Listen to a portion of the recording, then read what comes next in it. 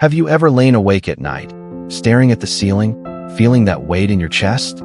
You think about what's already gone, a mistake you made, a love that ended, an opportunity you missed, and you wish, just for a second, that you could go back and do it differently. But you can't.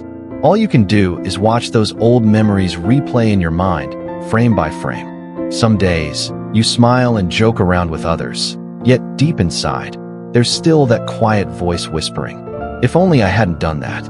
If only I hadn't lost it all." You move forward, but it feels like you're carrying a heavy backpack, filled with nothing but the past. I understand that feeling, because many of us have lived that way, not really living in the present, but trapped in the echo of what once was. We don't lose motivation because life is bad now. We lose it because our mind is stuck in the past. We can't forgive ourselves. We can't let go of the people who hurt us. We can't accept that some things, no matter how much we wish, simply cannot be undone. There's the student who once had big dreams, now doing a job they never wanted, haunted by what could have been. There's the person who loved deeply, was betrayed, and decided never to trust again. There's the entrepreneur who failed once and now believes they're not capable of success. We lock ourselves inside these old stories until we start believing, "This is just who I am now." But the truth is, the past no longer exists. Only our memory of it does. And as long as we keep letting that memory define us, we'll never see the light of what's ahead. Here's something powerful. You can't change the past, but you can change how you see it. Your past may be a wound, but if you look closely, it's also your greatest teacher, your hidden strength, your proof of survival. Someone who was betrayed can choose to hate, or to love themselves more deeply. Someone who failed can choose to quit, or to use that failure as wisdom for what's next. Someone who was broken can choose to hide, or to heal and help others heal too. Try rewriting your story, not by erasing what happened, but by changing your role in it. Instead of being the victim, become the storyteller. Instead of saying, "I was hurt," say, "I learned how strong I truly am."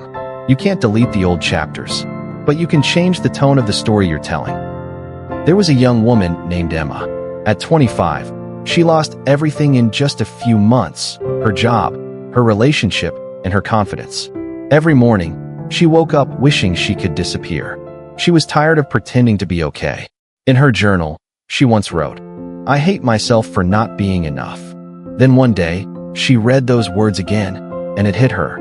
She had been spending all her energy on hating herself instead of healing herself. So she started small.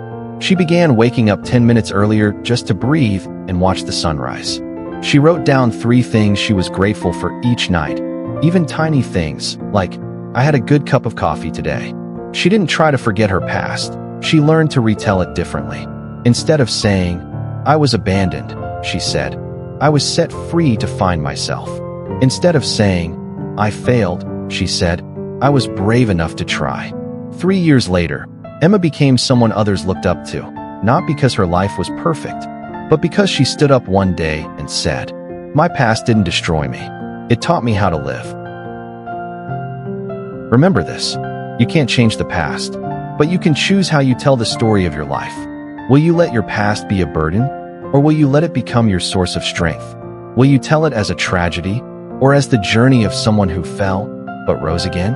Every scar can become proof of courage. Every mistake can become wisdom. Your life is a book, and only you get to write the next chapter. And that next chapter begins the moment you forgive yourself. Pause. Gentle piano rises. Backhand index pointing right. You can't change the past, but you can choose how to tell the story of your future. So tell it. With courage, with hope, and with love for who you are becoming.